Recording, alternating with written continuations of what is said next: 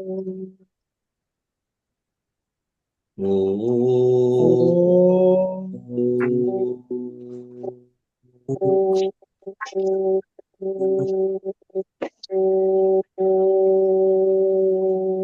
गुरुदेव।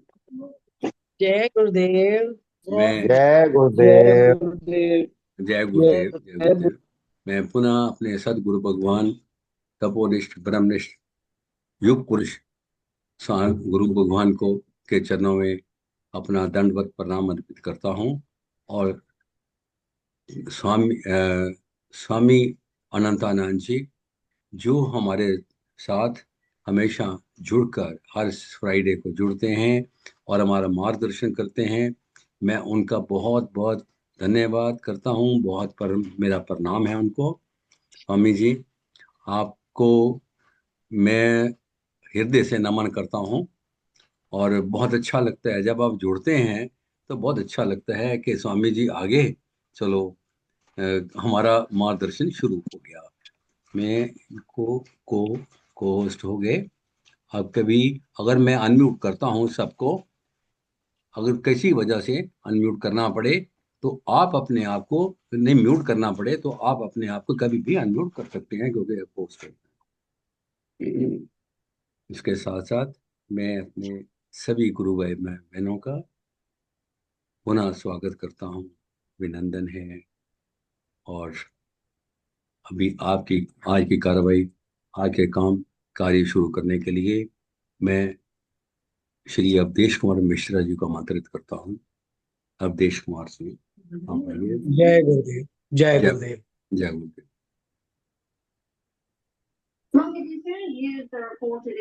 ये ब्रह्मनिष्ठ अनंत श्री विभूषित युग पुरुष परम पूज्य सदगुरुदेव भगवान के श्री चरणों में कोटि कोटि नमन बंदन करते हुए मंच से जुड़े हुए सभी आदरणीय गुरु भाइयों एवं आदरणीय गुरु बहनों को सादर प्रणाम करता हूं। और सौभाग्यशाली अपने को समझते हुए मंच से जुड़े हुए स्वामी अनंतानंद जी को शत शत नमन करता हूं।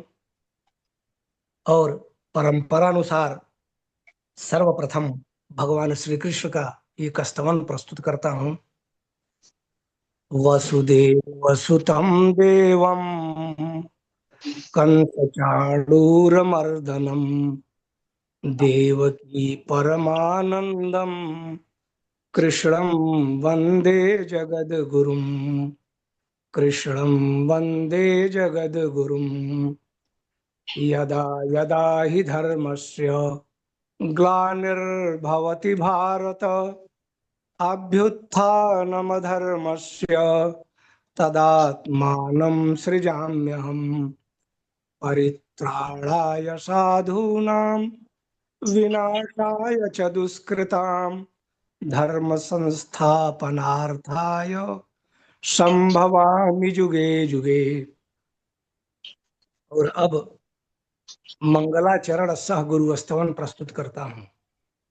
सच्चिदानंद रूपाय विश्वोत्पत्त्यादि हेतवे त्रय विनाशाय श्रीकृष्णाय वयं नुमः।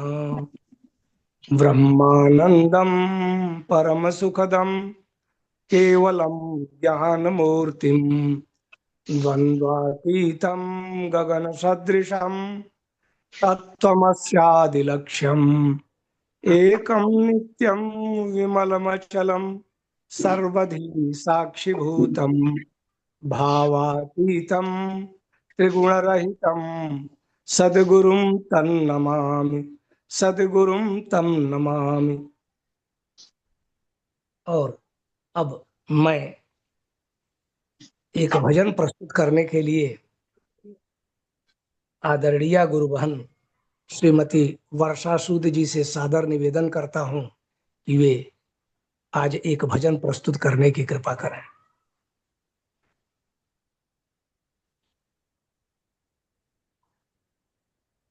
चलो।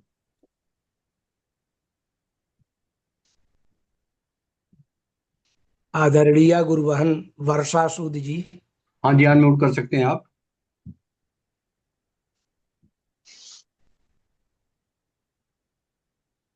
बोले। मंच पर उपस्थित सब भाई बहनों को मेरा वंदन।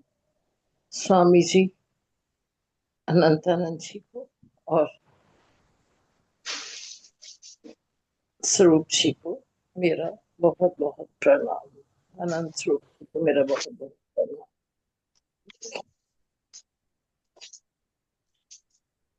बोलिए गुरुदेव भगवान की जय। जय गुरुदेव। गुरु ब्रह्मा विष्णु है, गुरु पूरन ब्रह्म ज्ञानी। गुरु गुरु ब्रह्मा विष्णु है, गुरु पूरन ब्रह्म ज्ञानी। गुरु ही चांद हमारा, गुरु ही चांद हमारा। गुरु है पूर्णमासी। गुरु ब्रह्मा विष्णु है, गुरु पूरन ब्रह्म ज्ञानी। तेरी शक्ति है पूरन, तेरी दृष्टि है पूरन। तेरी शक्ति है पूरन, तेरी दृष्टि है पूरन।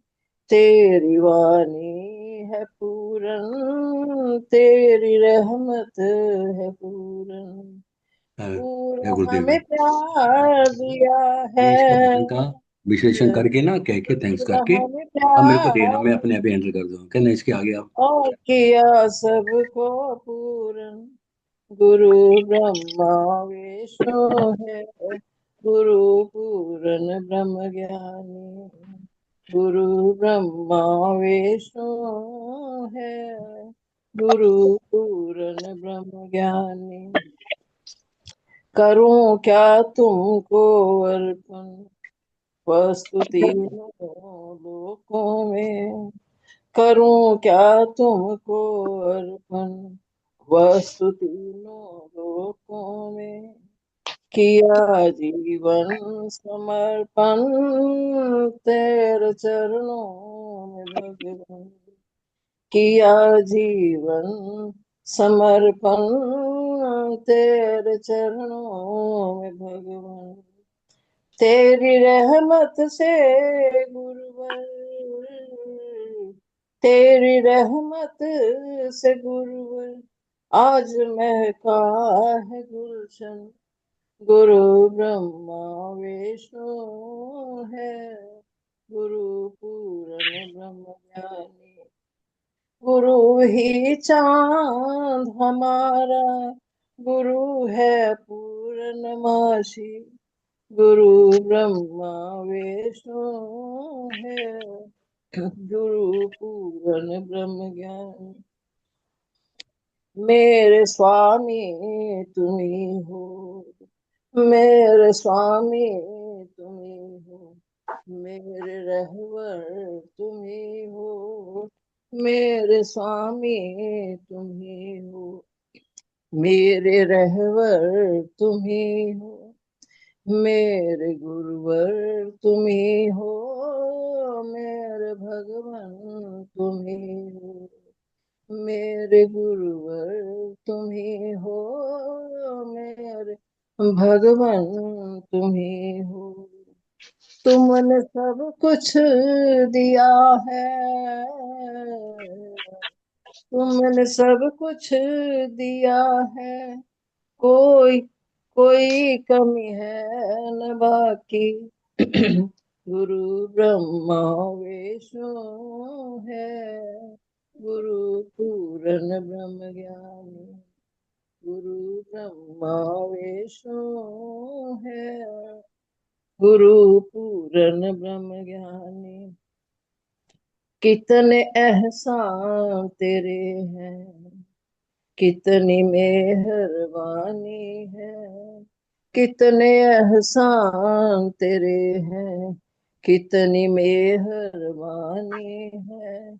जुबां लाऊं कहाँ से जो महिमा गाए तेरी, जुआ लाऊं कहाँ से जो महिमा गाए तेरी। महिमा तेरी बड़ी है, महिमा तेरी बड़ी है, जुआ मेरी है छोटी। गुरु ब्रह्मा विष्णु है, गुरु पूरन ब्रह्म ज्ञानी। गुरु ब्रह्मा विष्णु है, गुरु पूरन ब्रह्म ज्ञानी। तुम ही हो चांद हमारा, तुम ही हो चांद मेरे, तुम ही हो पूर्णमासी। गुरु ब्रह्मा विष्णु है, गुरु पूरन ब्रह्म ज्ञान। गुरु ब्रह्मा विष्णु है, गुरु पूरन ब्रह्म ज्ञानी। गुरु पूरन ब्रह्म ज्ञानी। बोलिए गुरुदेव भगवान की जय। जय गुरुदेव। आदरणीय गुरु बहन जी ने बड़ा ही सुंदर और महत्वपूर्ण भजन प्रस्तुत किया है। गुरु ही सब कुछ है और गुरु ब्रह्मा है, विश्व है, पूर्ण ब्रह्म ज्ञानी है। गुरु ही हमारा चाँद है, गुरु ही पूर्णिमा है। तेरी शक्ति पूर्ण है और क्या तुमको अर्पण करूं, किया जीवन समर्पण तेरे चरणों में भगवान। हे भगवान, तेरे चरणों में मैंने अपना जीवन समर्पित कर दिया है। तेरी रहमत से गुरुवर आज महका है गुलशन। सदगुरुदेव भगवान की कृपा से गुलशन सुवासित हो गया है। जो चाह थी, जो आवश्यकता थी, वह चारों तरफ मेरे ओर विस्तृत प्रसारित सुगंधित है। और मेरे स्वामी तुम ही हो, मेरे रहबर तुम ही हो। हे गुरुवर, तुम मेरे भगवान हो और तुमने मुझे सब कुछ दिया है। अब यहाँ भक्त समर्पित हो जाता है और समर्पण के बाद उस पूर्ण ब्रह्म गुरु से पूर्णता को प्राप्त कर लेता है। यह पंक्ति कहती है कि कोई कमी नहीं है, अब शिष्य के जीवन में भी कोई कमी नहीं है। अर्थात गुरु ने पूर्णता प्रदान कर दी है, वह पूर्ण हो चुका है। और हे गुरुदेव, आपका एहसान इतना है, उसके बदले मैं क्या कहूँ। मेरी जुबा छोटी है, आपकी महिमा बड़ी है। बहुत बहुत धन्यवाद है आदरणीय गुरु बहन जी को। और आप सबका अब धन्यवाद। मैं अपने आदरणीय वरिष्ठ गुरु भाई श्री शर्मा जी को यह मंच पुनः सौंपता हूँ। वे आगे के कार्यक्रम को संभालें, संचालित करने की कृपा करें। धन्यवाद, धन्यवाद दिनेश कुमार जी। आज मैं हम सभी अपने आप को भाग्यशाली मानते हैं कि ये इतना सुंदर विषय आप हमारे सामने लेके आ रहे हैं। स्वामी अनंतानंद जी, ये साहब ये मेरे दिए हुए नहीं है, ये साहब उनकी गाइडेंस में चल रहा है। आपकी गाइडेंस में चल रहा है कि अभी हमने क्या क्या करना है, कैसे चलें, ताकि हम अपने जीवन में आगे कैसे बढ़ें। तो आज का विषय है रामचरितमानस का हमारे जीवन में महत्व क्या है। और ये तो एक ऐसा ग्रंथ है कि जो हमारे जीवन में नैतिक, सामाजिक, आध्यात्मिक मार्गदर्शन का एक पवित्र आधार स्तंभ है। ये महाकाव्य श्री राम के आदर्श चरित्र क्या सत्य, धर्म और त्याग के माध्यम से पारिवारिक संबंधों को कर्तव्य पालन और मानवीय मूल्यों की शिक्षा देता है, जो जीवन को अनुशासित और सार्थकता प्रदान करता है।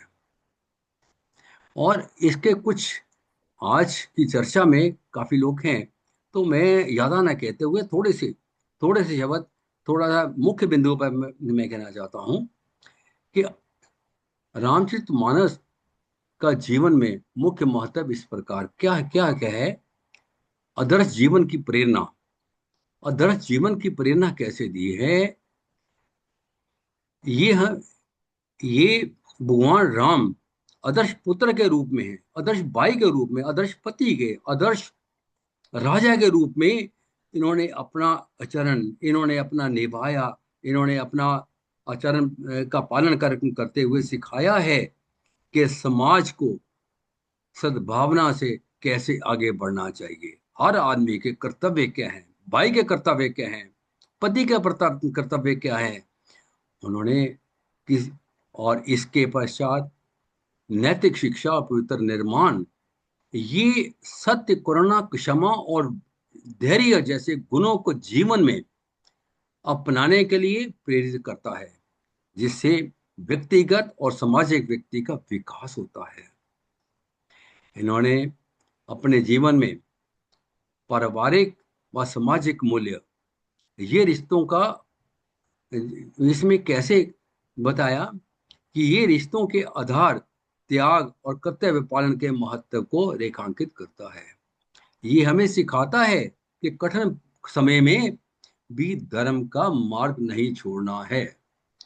पिता ने वनवास दिया, लोग कहते हैं अरे मत जाओ तुम, कहते नो, मेरे पिता ने वनवास दिया है तो कर्तव्य पालन मेरा फर्ज है। मेरे को तो ये राज की जगह, मेरे को वनों का राज दे दिया। वो इसको वो इसको ये नहीं मानते कि मेरे को वनवास जा रहा हूँ, वनों का राज दे दिया। वहां पे क्या क्या सुधार हुआ है, वो भी वो उनकी ये भी विधि का विधान था, और जिसके ऊपर हमें नैतिक शिक्षाएं मिलती हैं, चरित्र निर्माण होता है।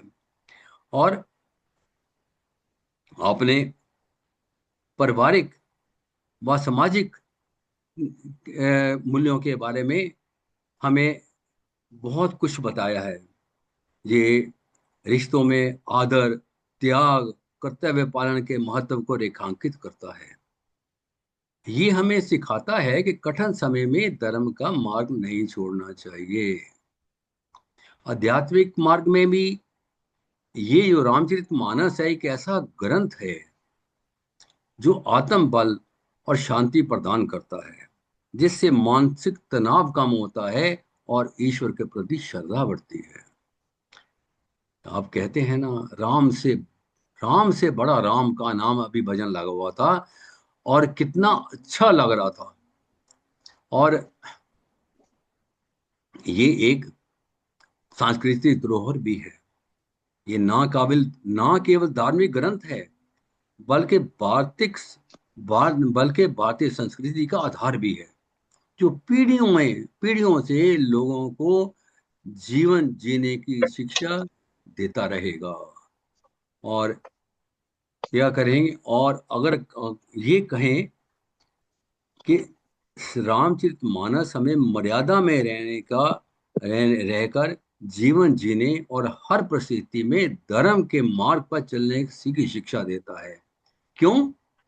भगवान राम खुद मर्यादा पुरुषोत्तम थे। उन्होंने कभी भी मर्यादा को लांघ कर, अपनी संस्कृति को लांघ कर कोई काम नहीं किया। सब उसके आधार पे था। और ये इस पर एक बात का मैं विशेष थोड़ा सा अभी कहता हूं, समय हो तो, कि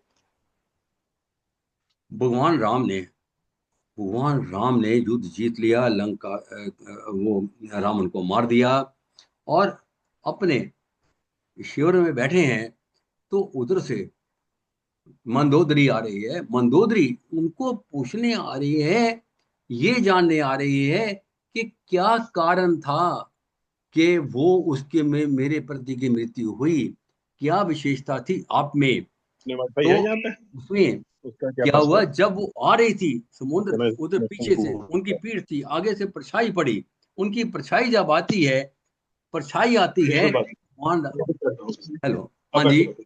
स्वामी जी, एक मिनट। परछाई जब आती है तो देख के भगवान राम हाथ जोड़ के खड़े हो गए कि ये एक औरत की परछाई है, मैं नमन करता हूँ आपको माते। वो कहते, वो प्रश्न प्रश्न करने आई थी कि मैं के क्या कारण मेरे पति की मृत्यु जो इतना महान था उसकी हुई। कहते हैं आप पूछिए, ये यही प्रश्न है आपका। कहते हैं मेरे को तो आंसर मिल गया कि वो मर्यादा में रहने वाला नहीं था, आप मर्यादा में रहने वाले हैं।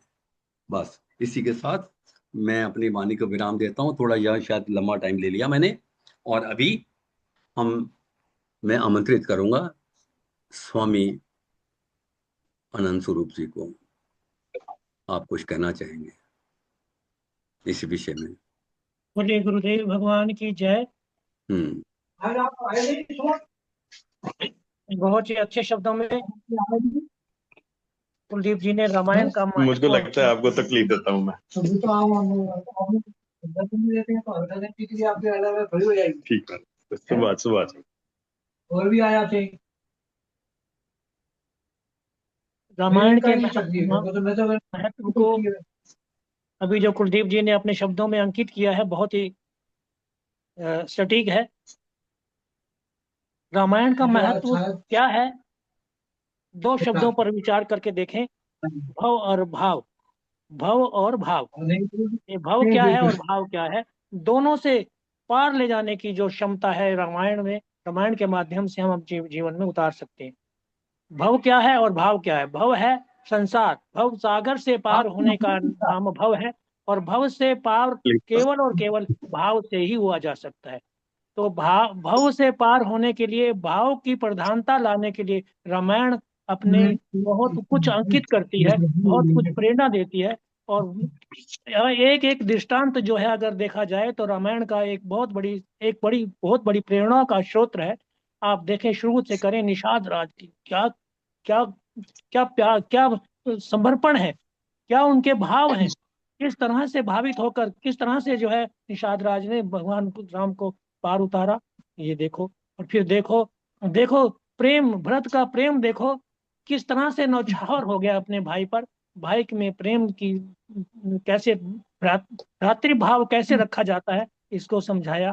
फिर गिद्धराज की देखो, इस राम का काज करने में उसने अपने प्राणों को त्याग दिया। ऐसे ही हनुमान की जो सेवा और यहाँ पढ़ बात, लीजिए। सुग्रीव का, और सुग्रीव को कैसे राज्य दिलवा दिया, और कैसे विभीषण को जो है वो बिना मांगे लंकेश लंकेश लंकेश बना दिया। तो निश्चित रूप से हम अगर जीवन में अगर देखना चाहें और सुंदर बनाना चाहें और सार्थक बनाना चाहें और भव से पार होना चाहें, तो एक दृष्टांत जो है रामायण का हमें निश्चित रूप से एक ऐसी प्रेरणा देता है, एक ऐसी सूचना दे, एक ऐसी मार्ग देता है जिस पर चलकर हम अपने जीवन को सार्थक, समर्थवान, आदर्श बना सकते हैं, मर्यादित बना सकते हैं, प्रेम से और भक्ति से भर सकते हैं। क्या नहीं है रामायण में, सब कुछ जीवन में, जीवन को सरल सहज बनाने में, सरल और सहज बनाने में राम का चरित्र अपने आप में बहुत बहुत महत्वपूर्ण है। और रामायण में केवल राम का ही नहीं, अनेक ऐसे चरित्र हैं जिनसे हम बहुत बड़ी प्रेरणाएं ले सकते हैं। रामायण एक आदर्श ग्रंथ है, रामायण एक आदर्श ग्रंथ है, और आदर्श उसे ही कहते हैं जिसमें केवल अनुगमन करके बहुत कुछ पाया जा सकता है। तो इसी के साथ, क्योंकि समय का अभाव है और बोलने वालों की संख्या अधिक है, जैसे कि अभी कुलदीप जी ने कहा, तो भव और भाव, इन दोनों बातों को बहुत अच्छे से हमें समझना है। भव और भाव का प्रयोग जो है इसमें मैंने किया है। तो भव का अभिप्राय क्या है और भाव का अभिप्राय क्या है? भव है ये कथा जो है, बाकी तो व्यथा है, भगवान की कथा है और संसार की व्यथा है। हमें कथा के माध्यम से व्यथा को जो है पूरा करने के लिए रामायण एक बहुत बड़ा प्रेरणा देता है। धन्यवाद। बोलिए गुरुदेव भगवान की धन्यवाद, जय। धन्यवाद, धन्यवाद। ये आगे मैं अगले आगे काफी आने हैं। आमंत्रित करने से पहले मैं कह देना, मैं यह कहना चाहता हूँ कि हमने हमारा विषय है आज का रामचरितमानस, हमारे जीवन में महत्व क्या है। और इसके बारे में बताने हमारे पास कहानियां बहुत हैं, अनगिनत हैं। उन कहानियों पर ना जाकर हम महत्व तक रहेंगे और शॉर्ट में अपना 2-2 मिनट में सब अपना करते जाएंगे तो ज्यादा अच्छा लगे। 2 या 3 मिनट आपका समय। अभी हमें आमंत्रित कर रहा हूँ सुदर्शन दीदी को। श्री सतगुरुदेवाय नमः। आज का प्रश्न है, रामचरितमानस का जीवन में महत्व क्या है? तो रामचरितमानस इस युग का महान ग्रंथ है। सबसे बड़ी बात यह है कि ये हिंदी में है, तो इसका आम संग जो बिल्कुल कम पढ़े लोग हैं वो भी इसको गा गा के रस लेते हैं। और वैसे तो ये भक्ति का ग्रंथ है, लेकिन इसमें कर्म योग भी है, ज्ञान योग भी है, भक्ति योग भी है और वेदांत योग भी है। और ये चारों ही हमारे कल्याण के साधन है, हमारे जीवन को कल्याण के चारों ही साधन है। और इसमें 4 वक्ता हैं, 4 श्रोता हैं। जैसे लगता है कि 4 रामचरित में स्नान करने के लिए 4 घाट हैं। भगवान राम जो है, जो वो मर्यादा पुरुषोत्तम है, उन्होंने अपने जीवन से हमको ये संदेश दिया है, कैसी भी परिस्थिति हो, कैसे भी रहना हो, लेकिन उसमें भी राम आदर्श रहे। उन्होंने, वो हमेशा आदर्श रहे, वो अपने उससे कभी हटे नहीं। उनके जीवन में मर्यादा है, नैतिकता है, कर्तव्य पालन है, ये शिक्षाएं हमें मिलती हैं। उनमें धैर्य है, सहनशीलता है। भगवान के जीवन में खूब है। परिस्थितियां कठिन से कठिन थी। देखिए, जीवन जंगल में 14 वर्ष रहे, राक्षसों से मुठभेड़ें हुई, सीता मैया का हरण हुआ, लक्ष्मण जी मूर्छित हुए, लेकिन भगवान की उनमें सहनशीलता देखिए और धैर्य देखिए। और भगवान ने कभी भी अपनी विभूतियों का कभी अपनी भगवत्ता का इस्तेमाल नहीं किया। सदा ही एक सद्गुण संपन्न मानव का ही आचरण किया है। ये बात रामायण में देखने लायक है। राम जी का जो आचरण है वो अनुकरणीय है, वो हम अनुकरण कर सकते हैं। और वो ये ग्रंथ भी इसीलिए महान है कि सामान्य इंसान इनके आचरण को अनुकरण कर सकता है। वहां पर सदाचार है, विनम्रता का दर्शन है। केवट के प्रसंग में देख लीजिए, शबरी के प्रसंग में देख लीजिए, छोटे बड़े सबका बराबर सम्मान करते हैं। और मित्रता के संबंध में सुग्रीव जी से कैसे मित्रता निभाई। और भाइयों में उनका भाइयों वाला प्रेम देखिए। भरत जी कहते हैं, हारे आप जितावे मोही। माता पिता की आज्ञा देख लीजिए, कोई प्रश्न नहीं, बस आज्ञा हुई और वो राम जी ने कुछ कोई ना इफ ना बैठा और तैयार हो गया आज्ञा आज्ञा। रामायण ने हमें सिखाया है, जीवन में जैसा भी समय हो, शांति और संयम का इससे समाधान मिल जाएगा। भगवान के न्यायप्रियता देखिए, कितना कष्ट सहे उन्होंने। और हनुमान जी की निष्कामता देखिए, वो तो मिसाल है निष्कामता के। मानव जीवन का लक्ष्य क्या है, ये रामायण ने हमें सिखाया। साधन धाम मोक्ष कर द्वारा बताया है। मानव जीवन एक नसेनी है, और पहले धर्मात्मा, फिर महात्मा और अंत में परमात्मा। इसके लिए रामचरितमानस है, इसका पाठ रोज करना चाहिए। इसी के साथ मैं निवाणी को विराम देती हूँ। श्री सद्गुरुदेवाय नमः। धन्यवाद। बहुत शॉर्ट में बड़े सुंदर, बहुत अच्छे शब्दों में आपने व्याख्या करी है। और अभी मैं आमंत्रित करूंगा अवधेश कुमार मिश्रा जी। जय गुरुदेव। जय। सबको आदर प्रणाम करते हुए 2 मिनट में अपनी बात कहूंगा। बिल्कुल, धन्यवाद जी।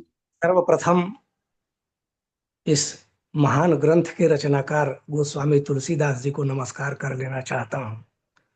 बंदौ तुलसी के चरण, जिनकी ने प्रभु काज, कलि समुद्र बूढ़ तलखऊ, कीन्हऊ सप्त जहाज। गोस्वामी तुलसीदास ने ये 7 कांड 7 सोपान रूपी ऐसा जहाज दिया, 7 जहाज दिया। 7 में किसी एक पर भी मन से बैठ जाए व्यक्ति तो भवसागर को पार हो जाता है। और अनुकूलता तो सब मिलती ही है, प्रतिकूल भी अनुकूल हो जाते हैं। रामचरितमानस अगर जीवन में उतर गया तो होता क्या है, गरल सुधा विष भी अमृत हो जाता है। रिपु करी अमिताई, जो शत्रु है वो भी मित्र हो जाता है। गोपद सिंधु अनल शीतलाई। हरिओम जी। आपको और यह कितने मिनट? भवसागर 20 जो मिनट है काफी है? गाय के खुर के समान हो जाता है, ठीक है, उसको 20 पार मिनट। करना। जैसे गाय के खुर में जितनी जगह होती है खाली, उसको पार करने में कोई कठिनाई नहीं, एक छोटा बालक भी पार कर सकता है।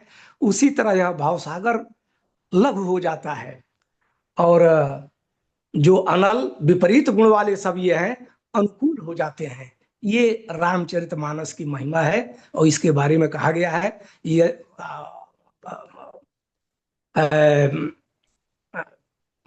आदरणीय पूज्य जगत गुरु श्री राम भद्राचार्य जी कहते हैं कि यदि यह अस्ति तद अन्यत्र, जो कुछ इस रामचरितमानस में है वही कहीं अन्यत्र है।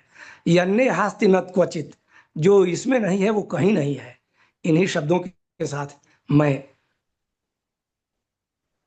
परम धन्यवाद। पूज्य सदगुरु भगवान के श्री चरणों में कोटि कोटि नमन बंदन करता हूँ। और अनंतानंद स्वामी जी को पुनः शत शत नमन करता हूँ। जय गुरुदेव, जय गुरुदेव।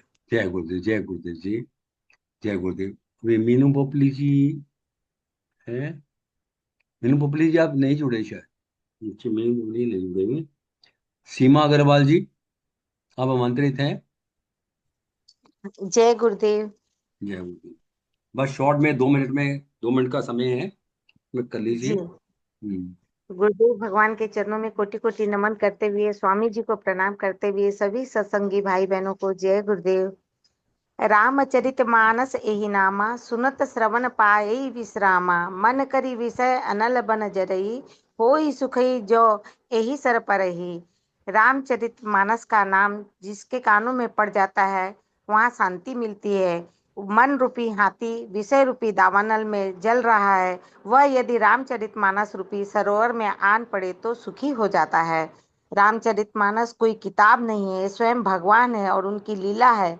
यह हमें जीने और मरने की कला सिखाती है। जीवन चरित्र कैसा होना चाहिए हमें रामायण सिखाती है।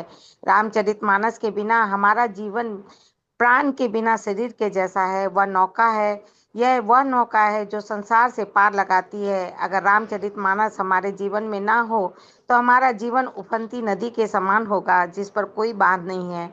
84 लाख योनि में मनुष्य जीवन ही भगवान का प्रतिरूप है। इस जीवन को सफल बनाने के लिए भगवान ने अवतरित होकर के लीला की, जो हमें रामचरितमानस के रूप में मिली। रामचरित के द्वारा भगवान ने हमें सिखाया कि मनुष्य अपने विवेक से संसार चक्र के संचालन में मदद कर सकता है।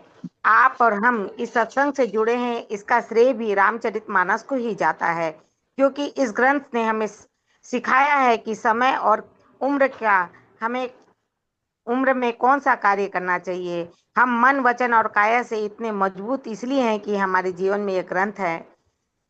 यह ग्रंथ हमें जीवन में ना होता तो हमारा जीवन उथल पुथल होता।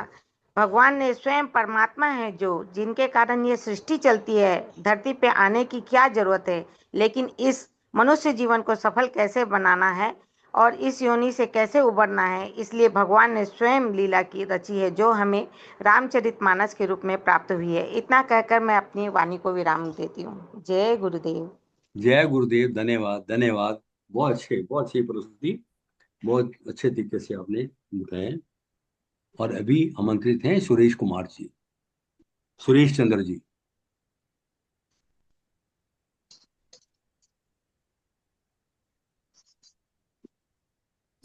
जय गुरुदेव। जय आवाज आ गुरु। रही है? आ रही है जी। रामचरितमानस का हमारे जीवन में क्या महत्व है?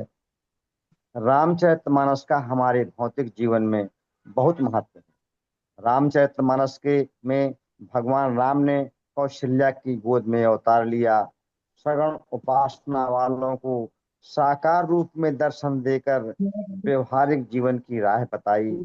एक पुत्र का अपने पिता के प्रति क्या कर्तव्य है, व्यवहार करके दिखाया। भाई के प्रति भाई का कर्तव्य क्या बर्ताव होना चाहिए, ऐसा करके दिखाया। कहा है, मैं प्रभु कृपारीत जिय जोई, भारत खेल नहीं नहीं, वो नहीं। जिताय मोहि। भरत जी कहते हैं, किसरे बर जाहूं उचित यस मोरा, सबसे सेवक धर्म कठोरा। सुमंत जी दशरथ जी को ज्ञान की स्मृति दिलाते हैं, कहते हैं कि सुत मित नार विविध सुख कैसे, उपजहि घटा जाहे उड़ जैसे। सास बहू के बारे में उनके कर्तव्य के प्रति बताया गया है कि बहुल रखनी पर घर आई, राख्यों पलक नयन की नाई। तो क्योंकि मित्रता का उपदेश रामायण में मिलता है, तो क्यों भगवान की कैसा भाव है। कहते हैं कि सुन सुग्रीव मैं मारी हूँ और बालहि ये कहीं बाण, ब्रह्म रुद्र शरणागति गए न उबरहि प्राण। शंकर जी ने पार्वती को भांति भांति के व्यवहारिक कथाएं सुनाई। बाद में सती का शंकर के प्रति परित्याग हुआ। कहा गया है कि धन्य धन्य यश को व्रतधारी, विनयग तजी सती यस नारी। यद्यपि मित्र अरु पितु गुरु गेहा, जाइए बिन बोले न संदेहा। ऐसा उपदेश मानस में मिलता है। मानस में भगवान ने नौदह भक्त का भी वर्णन किया है, गुरु शिष्य का भी संवाद मानस में मिलता है। पत्नी का पति के प्रति क्या भाव है, ऐसा बताया गया है कि जिय बिन देह नदी बिन बारी, तैसे नाथ पुरुष बिन नारी। महान संकट आने पर भी हमें अपना धर्म और साहस नहीं छोड़ना चाहिए। सीता ने करके दिखलाया।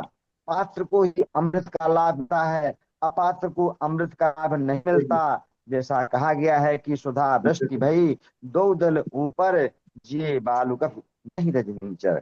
बाद में ज्ञान और भक्ति के बारे में तुलसीदास जी ने वर्णन किया है। और भगवान राम ने हनुमान जी से पूछा कि हनुमान तुम ये बताओ कि तुम कौन हो। हनुमान जी ने उत्तर दिया कि व्यवहारिक दृष्टि से आप मेरे स्वामी हैं, मैं आपका सेवक हूँ। अगर परमार्थ की दृष्टि से मुझसे पूछे तो प्रभु मैं ईश्वर, आप ईश्वर, प्रभु ईश्वर अंश जीव अविनाशी। प्रभु जो आप हैं वही मैं हूँ, कोई भेद नहीं है। अंतर अगर माने तो जैसे तालाब और घड़ा, एक यही अंतर मान सकते हैं। जल की दृष्टि में मालिक कोई भेदभाव नहीं है। जय गुरुदेव। जय गुरुदेव, जय गुरुदेव। बहुत अच्छा, बहुत अच्छी प्रस्तुति। हर एक ने बहुत अच्छा योगदान दिया इसमें। इसके लगता है कि हम सभी, हमारे सभी साधक रामायण को बहुत अच्छे तरीके से पढ़ते हैं, समझते हैं, जानते हैं। और अभी मैं आमंत्रित करूंगा स्वामी अनंतानंद गिरी जी को। वो इस इशू पे हमारा मार्गदर्शन करेंगे। एक बाल्टी में चाबी रखी थी, यहाँ के पीछे से आवाज आ रही है कुछ।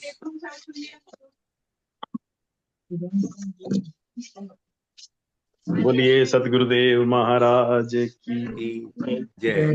बांके बिहारी लाल की जय। जय। ओम नमः पार्वती पतये हर महादेव। परम पूज्य सतगुरुदेव भगवान के चरणों में कोटिशा वंदन, सभी संचरणों में बारंबार प्रणाम।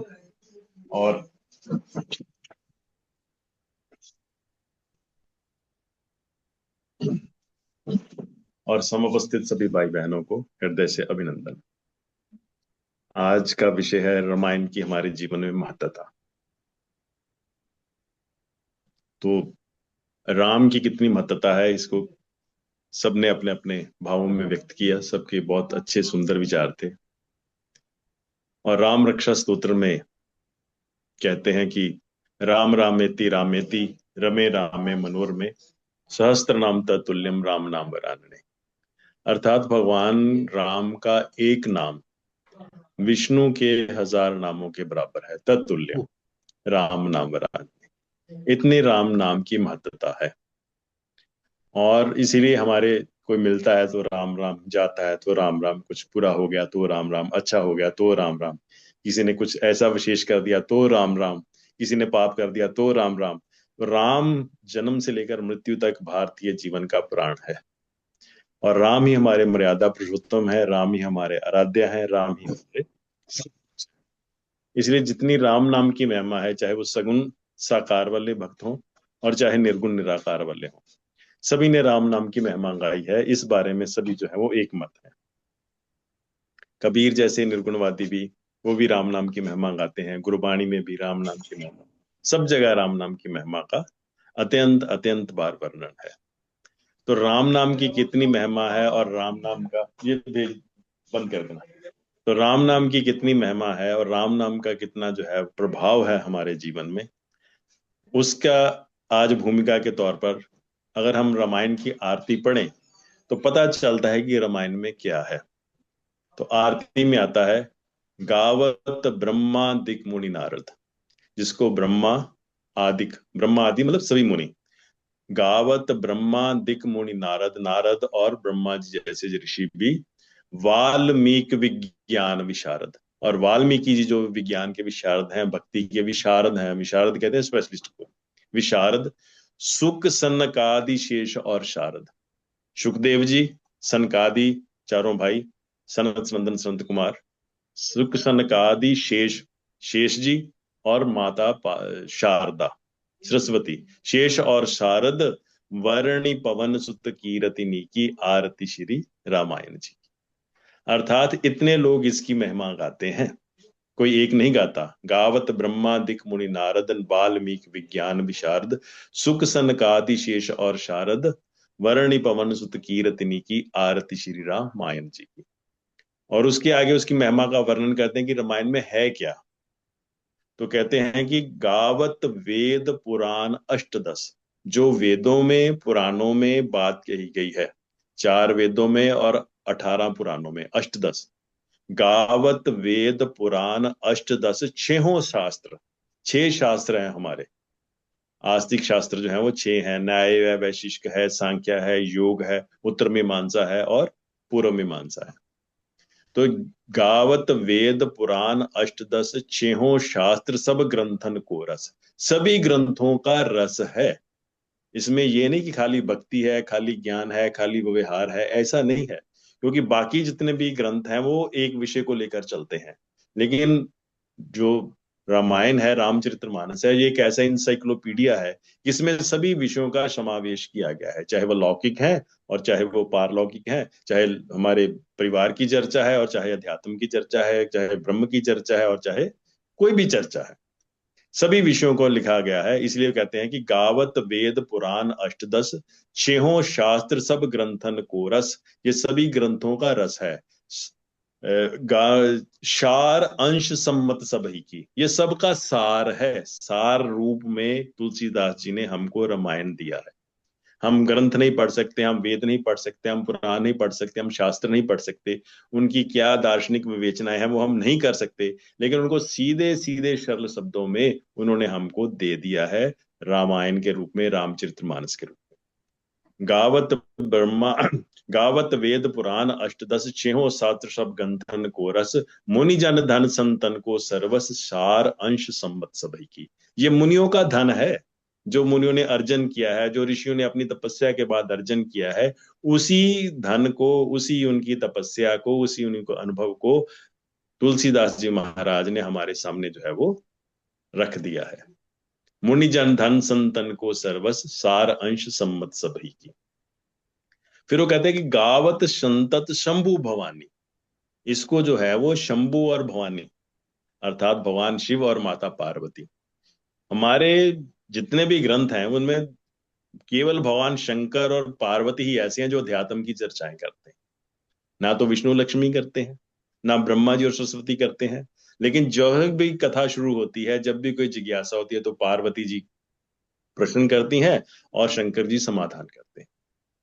तो गावत संतत शंभु भवानी, अरुघट संभव मुनि विज्ञानी, और गस्त जी महाराज जैसे जो विज्ञानी पुरुष हैं, जो ज्ञान और विज्ञान से संपन्न है, अरुघट संभव मुनि विज्ञानी, व्यास आदि कवि बरज बखानी, और व्यास आदि जो कवि हैं उन्होंने भी इसका जो है वो बखान किया है। और काग बशुंडी गरुड़ के ही की आरती श्री रामायण जी की।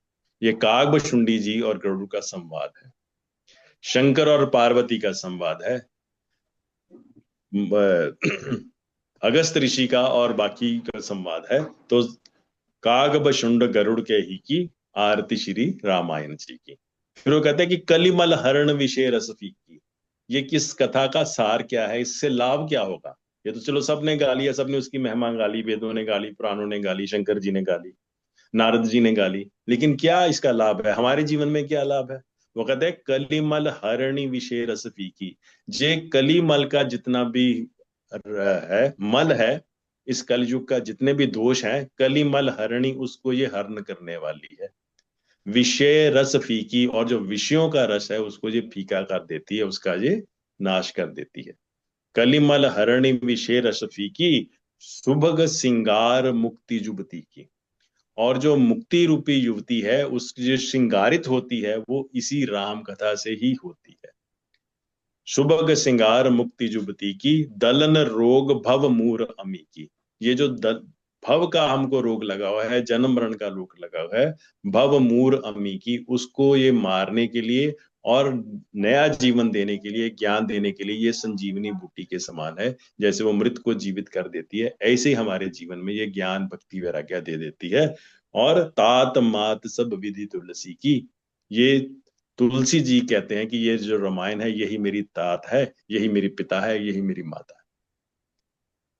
आरती श्री रामायण जी की। ये रामायण की महिमा है, जिसकी इतनी बड़ी महिमा है, जो सारे वेदों का, शास्त्रों का, पुराणों का रस है, जो सारे मुनियों का अनुभव है, और जिसकी सब लोग महिमा गाते हैं, उसी को ही तुलसीदास जी ने लौकिक भाषा में हम सब के समझने के लिए उसी वेद के सिद्धांतों को, उपनिषद के सिद्धांतों को बिल्कुल सरल सरल भाषा में और कहानी के रूप में, इतिहास के रूप में ने हमको परोसा है। और हमको इसमें से हर चीज मिल जाती है, ज्ञान, भक्ति, वैराग्य, व्यवहार, जो भी हमको चाहिए वो सब कुछ हमारा जो है वो इससे ग्रंथ से। इसलिए इसको कल युग में कामधेनु कहा गया है, और सामवेद के समान इसको फलवती कहा गया है। कि कल युग में और कुछ नहीं हो पाएगा, ना ऐसे यज्ञ हो पाएंगे, ना ध्यान हो पाएगा, ना चिंतन हो पाएगा, ना कुछ और हो पाएगा, ना कोई हम तपस्या कर सकेंगे, ना किसी कठोर व्रतों का पालन कर सकेंगे। लेकिन ये अगर हम राम जी का आश्रय ले लेते हैं, रामचरितमानस का आश्रय ले लेते हैं, तो हमारा सारा लौकिक और पारलौकिक जीवन सुधर जाएगा। तो रामायण की हमारे जीवन में इतनी महत्ता है, हम किसी पक्ष से भी ले लें, अध्यात्म को छोड़कर चाहे हम लौकिक पक्ष के भी ले लें, वो व्यवहारिक पक्ष को भी ले लें, या किसी और पक्ष को भी ले लें, हर विषय की ये पूर्णता है। और ये कलयुग में सचमुच वेद के समान फलवती है, और माता के समान हमको ये सुखदायी। तो रामचरितमानस का जब हम अनुगमन करते हैं, उसका अनुशीलन करते हैं, स्वाध्याय करते हैं, पाठ करते हैं, तो ये इतनी सुंदर कथा है कि सीधे सीधे सीधे हमारे हृदय में उतर जाती है, जिसको समझने समझाने के लिए और किसी चीज की आवश्यकता नहीं रहती। और मंगलाचरण में कहते हैं कि वंदे बोधमयम नित्यम गुरु शंकर रूपिणम यमाश्रितो ही वक्रोपी चंदा सर्वत वंदते। वंदे बोधमयम नित्यम, मैं बोध रूपी गुरु की वंदना करता हूं। वंदे बोधमयम नित्यम गुरु शंकर रूपिणम, जो गुरु शंकर के रूप में है। यम आश्रितो ही वक्रोपी चंदा सर्वत वंदते, जिनका आश्रय पाकर जो टेढ़ा चंद्रमा है वो भी वंदना को प्राप्त हो जाता है, वो भी उसकी भी महिमा बढ़ जाती है। और हम सब जो लोग हैं वो अब टेढ़े चंद्रमा ही हैं। एक तो टेढ़े चंद्रमा है, प्रतिदिन हम घटते बढ़ते रहते हैं, दूसरा हम में कलंक है, और तीसरा जो है वो हम में सद्विकार है। लेकिन जब हम राम कथा का आश्रय ले लेते हैं, शंकर जी का आश्रय लेते हैं, गुरु का आश्रय ले लेते हैं, किसी सदग्रंथ महापुरुष का आश्रय लेते हैं, तो हम भी द्वितीय के चंद्रमा की तरह, टेढ़े चंद्रमा की तरह हम भी बंदित हो जाते हैं, हमारी भी महिमा बढ़ जाती है। तो राम कथा हमको यही सिखाती है कि कैसे भी हो, अगर हम राम से जुड़ जाते हैं तो हमारा भी अनायास ही कल्याण हो जाता है। वो चाहे फिर बंदर हो, चाहे भालू हो, चाहे कोई हो, यही राम जी ने सिखाया। और राम जी स्वयं उनके घर तक जाते हैं। जैसे कुलदीप जी ने कहा कि पिता ने मुझको वन का राज दिया है, तो वो वहां पर जाते हैं। और राम जी वन में जाते हैं ये बड़ी एक दिव्य जो है कथा है। अब प्रश्न आता है कि राम जी ने जो था वो, कैकेयी माता जी ने राम जी के लिए वनवास मांगा, और महाराज दशरथ चाहते हैं कि राम जी वनवास ना जाएं, कौशल्या जी चाहती हैं राम जी वनवास ना जाएं, लक्ष्मण जी चाहते हैं वनवास ना जाएं, गुरु वशिष्ठ चाहते हैं राम जी वनवास ना जाएं, नगरवासी चाहते हैं वनवास जाए, कोई भी नहीं जाना चाहता कि राम जी वनवास जाए। और महाराज दशरथ कैकेयी महारानी से बार बार अनुनय विनय करते हैं कि भरत को हम राजा बना देंगे, लेकिन तुम राम को वनवास मत भेजो, बाकी और कोई बात नहीं है, मैं सब लिए राजी हूँ, राम भी इसके लिए राजी हो जाएंगे, सब कुछ राजी है, केवल तुम इतनी सी बात मान लो। और माता कैकेयी कहती हैं कि नहीं महाराज, ये नहीं हो सकता, ये कदापि नहीं हो सकता। राम जी चाहे भरत राजा बाद में बने, लेकिन राम का जो वनवास वो अभी होना चाहिए, इस बारे में कोई समझौता नहीं। और वो सभी उनको फटकारते हैं, सभी उनको अपशब्द कहते हैं, सभी उनको और कुछ कहते हैं, लेकिन वो टस से मस नहीं होती। और अंत में महाराज दशरथ कहते हैं कि मेरे प्राण निकल जाएंगे, तुम विधवा हो जाओगी। तो वो कहते हैं कि हाँ महाराज, आपके प्राण निकलते हैं तो निकल जाएं, लेकिन मैं मानने वाली नहीं हूं। तो उनका अगर हम इस चरित्र को देखें तो लगता है कि उनका चरित्र बहुत कठोर है, उनको ऐसा नहीं करना चाहिए था, राम जी को वनवास नहीं होना चाहिए था, इतनी बात मान लेनी चाहिए थी, बात खत्म हो जाती, राम जी भरत जी राजा बन जाते। लेकिन आप ये देखें कि जो अपने पति के भी प्राणों को दांव पर लगा देती है, अगर उसकी राज में इच्छा होती तो राजा भरत को हमेशा के लिए क्यों ना बनाती। ये विचार, ये प्रश्न है कि वो ये क्यों ना कहती कि भरत राजा रहेगा, बस बात खत्म हो जाती। राम जी वनवास जाते या ना जाते, कुछ भी होता, भरत परमानेंट राजा बन जाते, बात खत्म हो जाती। लेकिन वो 14 वर्ष के लिए क्यों भरत को राजा बनाना चाहती हैं, और 14 वर्ष के लिए ही वनवास क्यों देना चाहती हैं। तो इसका मतलब ये है कि कैकेयी जी की जो योजना है, या जो दैवी योजना है, वो ये है कि राम जी जाएंगे तभी ये राक्षसों का वास हो पाएगा, नहीं तो नहीं हो पाएगा। इसलिए वो इस मारे में कोई समझौता नहीं करती, वो किसी भावना में नहीं बहती हैं, बिल्कुल दृढ़ रहती हैं, स्ट्रेट फॉरवर्ड रहती हैं। He is a statesman. यही उनकी जो है वो दृढ़ता है, जो विलक्षणता है, जिसके कारण गुरुदेव भी कहते हैं कि राम बन गए तो बन गए, अगर राम जी बन में ना जाते तो राम जी एक राजा ही होते, इससे ज्यादा क्या होते, क्या उनकी महिमा होती। हाँ, उन्होंने बहुत अच्छा राज किया, बड़े अच्छे दयालु थे, कृपालु थे, न्यायपालिय थे, बस यही होता। तो और कैकेयी जी की अगर ये मंशा होती कि वो भरत को ही राज दिलवाना चाहती हैं, तो फिर परमानेंट वो क्यों ना राज दिलाती, यही भी तो कह सकती थी ना कि भरत राजा रहेगा, बात खत्म हो जाती। राम जी राजा नहीं रहेंगे, भरत जी राजा रहेंगे, और भरत जी राजा बन जाते।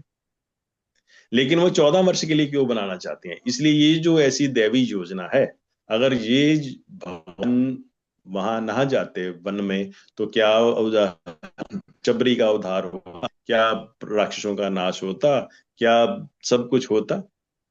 तो ये जितना भी ये प्रयोजन है, अगर हम इस लीला को थोड़ा सा ध्यान से देखें तो पता चलता है कि ये एक दैवी योजना है, जो भगवान का जो जो जन्म लेने का, अवतार लेने का जो प्रयोजन है, यदा यदा हि धर्मस्य ग्लानिर्भवति भारत अभ्युत्थानम धर्मस्य तदात्मानं सृजाम्यहम् पित्राय साधूनां विनाशाय च दुष्टतां धर्म संस्थापनार्थाय संभवामि युगे युगे।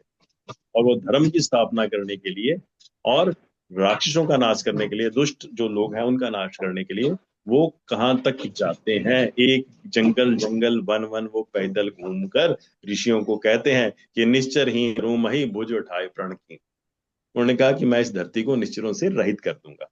और क्या वो अयोध्या में ऐसा कर सकते थे अगर राजा होते तो? कितने लड़ते।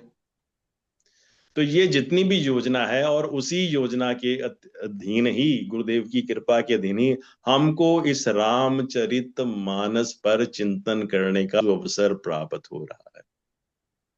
हम बहुत भाग्यशाली हैं, और इस कलिकाल की वेला में जब चारों तरफ भीषण आग लगे हुई है सारी दुनिया में, और हम राम जी का चिंतन करें, हम राम जी की जो है वो महिमा का गुणगान करें, हम राम जी के जीवन से आदर्श लें, और राम जी की जो है वो हम पर सब पर कृपा करें। ये सब कुछ राम जी की कृपा ही है, और उन्हीं की प्रेरणा से ही, उन्हीं के आशीर्वाद से ही ये ऐसा संकल्प हुआ कि हम रामचरितमानस पर एक चर्चा करें। तो मेरी सबसे यही अनुरोध है। कुलदीप से भी जी कल बात हुई तो इन्होंने कुछ दिए थे, जो संतोष बहन जी ने दिए थे, तो फिर मेरे मन में आया कि वेदांत पर तो चर्चा होती रहती है, लेकिन हम ऐसी ग्रंथ पर चर्चा करें जिसका जन जन को लाभ हो और ज्यादा से ज्यादा लोग जुड़ सके। तो मेरा आप सबके चरणों में यही अनुरोध है कि हम प्रतिदिन जैसा भी वो चाहेंगे, थोड़े समय के लिए, चाहे 15 मिनट के लिए, 20 मिनट के लिए, जैसा भी है, इसको एक क्रम से हम शुरू करें। और फिर हफ्ते में जैसे भी आपकी मुझे आज्ञा होगी या आदेश होगा, तो मैं भी आपके साथ जुड़ूंगा। और इनमें जो चाहे वेदांत के सूत्र हैं, चाहे भक्ति के सूत्र हैं, चाहे और कोई सूत्र हैं, हम उन पर धीरे धीरे चर्चा करेंगे। और वो चर्चाएं हमारे जीवन में सार्थक भी होंगी और वो सबके लिए रुचिकर हैं, बच्चों के लिए भी, बूढ़ों के लिए भी, भक्ति वालों के लिए भी, ज्ञान वालों के लिए भी। क्योंकि हमारी ये जो चर्चा होती है वो केवल ज्ञान वाली होती है। तो गुरुदेव की वाणी तो साथ साथ रहेगी, लेकिन गुरुदेव की वाणी के साथ साथ इसमें थोड़ी विविधता भी आएगी और इसमें और लोग भी जुड़ पाएंगे। तो आप सबसे निवेदन है कि चाहे हम उनमें से कुछ स्तुतियां लेकर या कुछ प्रश्न लेकर या कुछ प्रसंग लेकर हम उनमें प्रतिदिन थोड़ी थोड़ी 10-15 मिनट के लिए, 20 मिनट के लिए उस पर चर्चा करें। इसका ऐसा थोड़ा सा टाइम टेबल बनाएं और सब लोग उसमें जो है वो थोड़ा थोड़ा अपना, जैसे भी अपना भाव हो, राम जी के प्रति श्रद्धा हो, और अपने जीवन में हमने जो रामायण से सीखा उनको हम अपने जीवन में धीरे धीरे धीरे धीरे इसमें लाएंगे। तो जैसे वो आरती में ही सारी रामायण का सार आ जाता है और इसकी कितनी बड़ी महिमा है, वो हम इसको इग्नोर कर देते हैं, वो हम इस दृष्टि से नहीं देते। या तो हम वो भावना में बह जाते हैं, भक्ति की भावना में बह जाते हैं, या हम फिर कहते हैं कि इसमें क्या है, ये तो सीधा सीधा ग्रंथ है। लेकिन ये सीधा सीधा ग्रंथ नहीं है, ये एक ऐसा ग्रंथ है जिसमें जो है वो सिमटा हुआ है, ये अमृत का कलश है। और गुरुदेव की कृपा से, राम जी की कृपा से, हनुमान जी की कृपा से, गंगा मैया की कृपा से हमको ये आशीर्वाद प्राप्त हो रहा है। और मैं गुरुदेव के चरणों में ही, आश्रम में ही बैठा हूँ, गंगा मैया के तट पर बैठा हूँ, जहां पर ये आज इस कथा का प्रारंभ हो रहा है। तो हम सब लोग भाग्यशाली हैं कि कितने दिव्य वातावरण में गुरुदेव की सानिध्य है, गंगा माँ की सानिध्य है, संतों की सानिध्य है, और उसमें फिर राम कथा। तो मेरा आप सबसे ये अनुरोध है कि धीरे धीरे आप फिर जो सब्जेक्ट देंगे या जैसा भी होगा, जैसा भी जुड़ना होगा, मैं प्रतिदिन आप, या प्रतिदिन या 2-4 दिन के बाद जैसा भी होगा उसमें हम जुड़ते रहेंगे। और इसमें आप अपने जो अपनी मीटिंग होती है उसमें से एक स्लॉट जो है वो 20 मिनट का, 15 का, 30 मिनट का, जैसा भी आपको ठीक लगता है, ठीक है ना, तो उसमें हम थोड़ी थोड़ी थोड़ी थोड़ी इस पर चर्चा करें। सभी तरह की इसमें चर्चाएं आ जाएंगी और जो हम सबके लिए कल्याणकारी होंगी, हमारे आध्यात्मिक जीवन के लिए भी, हमारे सामाजिक जीवन के लिए भी, पारिवारिक जीवन के लिए भी, राष्ट्रीय जीवन के लिए भी, सांस्कृतिक जीवन के लिए। क्योंकि राम जो है वो क्या है, पूर्ण पुरुष है। भगवान के दो ही पूर्ण अवतार हैं, राम और कृष्ण। और उसमें भी जो राम जी का जो जीवन है, अवतार है, वो अनुकरणीय है। हम उनके जीवन का अनुकरण करें, वो हम पर कृपा करें। इन्हीं शब्दों के साथ ही सबका बहुत बहुत धन्यवाद। सदगुरुदेव के चरणों में प्रणाम, पूज्य संतों के चरणों में प्रणाम, और सबका हृदय से अभिनंदन। जय श्री राम, जय श्री राम, जय श्री जय राम। श्री राम, जय श्री राम। प्रणाम जय श्री राम। प्रणाम स्वामी जी। बहुत बहुत प्रणाम धन्यवाद। आपने बहुत सुंदर शब्दों में हमें समझाया, और ये रामायण का जो अपने मेनली ये बताया कि आरती में ही सब कुछ है, ये आज में इस बात का ज्ञान हुआ है। क्योंकि पहले भी हमने भी अपने घर में जो है रामायण कथा कराते हैं, 24 घंटे की रामायण कथा कराई अभी थोड़ी देर पहले। तो वो रामायण कथा के ऊपर ही ध्यान है, 24 घंटे वो पंडित जी पढ़ रहे हैं, हम भी पढ़ रहे हैं, बारी बारी हो रहा है। लेकिन जो उसमें लास्ट में जाके आरती होती है, उसमें ये समझिए कि ये इसमें लिखी हुई आरती होती है, वो पढ़ रहे हैं, बस हर कोई अपने अपने हाथ में लेके आरती करता जा रहा है, फूल बरसाता जा रहा है। लेकिन इसका महत्व क्या है, इसकी मीनिंग क्या है, आज आपने समझाया तो बहुत अच्छा लगा। अब ये लगता है कि इसको आरती बार बार पढ़ना चाहिए जी। बिल्कुल बिल्कुल, ये सार है, सही बात है जी। बहुत बहुत बहुत बहुत धन्यवाद आपका। हाँ भाई साहब, ये बात बिल्कुल सही है। इधर तो कभी ध्यान ही नहीं गया कि आरती में ही पूरा महत्व है। स्वामी जी ने वाकई में हाँ बहुत अद्भुत चीज बताई है हमें। हाँ, यही सत्संग का यही फल है। आरती में पूरा ही सार आ जाता है जी महाराज। कमाल है, बहुत अच्छा लगा जी। और आज का जैसे कार्यक्रम बहुत अच्छा लगा है।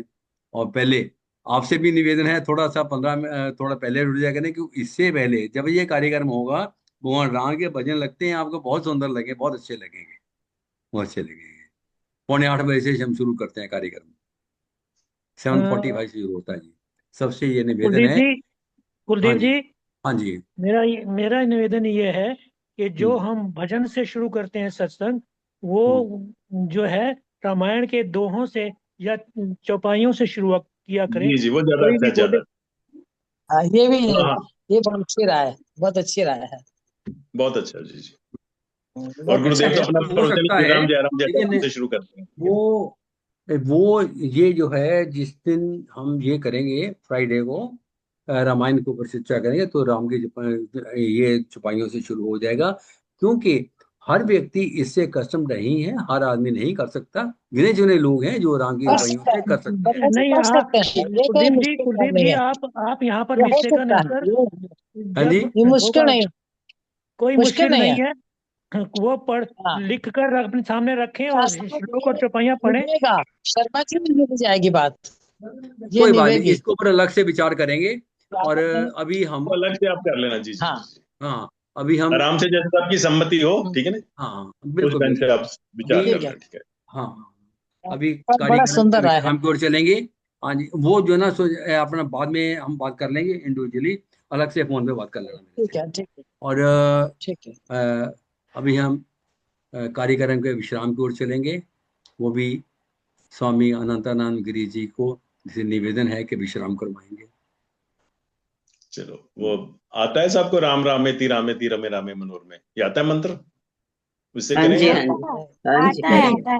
चलो हमें सब नहीं बोलते हैं। आता। राम रामेति रामेति रामे रमे रामे रामे मनोरमे, मनोरमे, राम तत्तुल्यं सहस्रनाम ततुल्यं राम राम नाम वरानने। वरानने। राम राम रामेति रामेति रामेति रामेति रमे रामे रामे राम रामेति मनोरमे, रहमेति रमे रामे सहस्रनाम मनोरमे। ततुल्यं राम नाम सहस्रनाम वरानने। राम तत्तुल्यं नाम राम वरानने। नाम वरानने। राम रामेति राम रामेति रामेति रमे रामेति रामे रमे रामे रमे मनोरमे, रामे सहस्रनाम राम ततुल्यं राम नाम वरानने। बोले राजा रामचंद्र महाराज भगवान की की की जय। जय। की जय, वाल्मीकि जी जय महाराज की जय, बोलो सब की की जय। संतन जय। की जय। ओम नमः पार्वती जय। पतये, हर हर पतये हर हर हर महादेव। हनुमान राम की जय। रामेति रामेति रमे रामे मनोरमे, सहस्र बहुत नाम सुंदर, तत्तुल्यं बहुत राम सुंदर, नाम वरानने। बहुत बोलिए सुंदर। श्री रामचंद्र भगवान की जय। भगवान की जय। रामेश्वरी सबका बहुत वाला बहुत स्क्रीन पे धन्यवाद। लगा दीजिएगा, ये मंत्र व्हाट्सएप में ये सब डाल स्क्रीन पे दीजिए, लगा दीजिए, हम लोग लिख लेंगे। हर्षि सब हाँ, लोग लिख हर्षिता लेंगे। जी, हर्षिता जी, आप रोज जुड़ते हैं, मैं देख रहा हूँ, लेकिन आप अपना फोन नंबर शेयर करेंगे मेरे साथ, ताकि आपको लिंक में आपसे जोड़ दें। अभी आप लिंक किसी से ले रहे हैं, तो मैं आपको डायरेक्टली जोड़ देता हूँ। हर्षिता जी,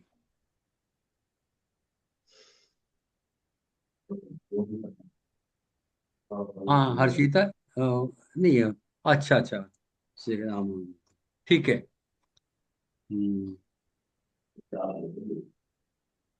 ठीक है जी, ठीक है, ओके जी, हाँ जी, बोले सदगुरुदेव बोलिए। भगवान की जय। सबका बहुत बहुत जय धन्यवाद। हम ऐसे जय जुड़ते गुरुदेव रहें और राम की सबको। चर्चा करते रहें, ठीक है ना। आज बहुत के बहुत आनंद की ठीक, जय। जय नमो जय। नारायण। नमो स्वामी जी नारायण, जय महाराज नमो गुरुदेव, नमो नमो जय की नारायण, गुरुदेव, जय। नमो नारायण। जय गुरुदेव। नारायण नारायण। ठीक है, जय। हरिओम जी। आज थोड़ा हरिओम। चेंज जय था ना, चेंज सबको पसंद है, गुरुदेव। बहुत अच्छा। हम्म।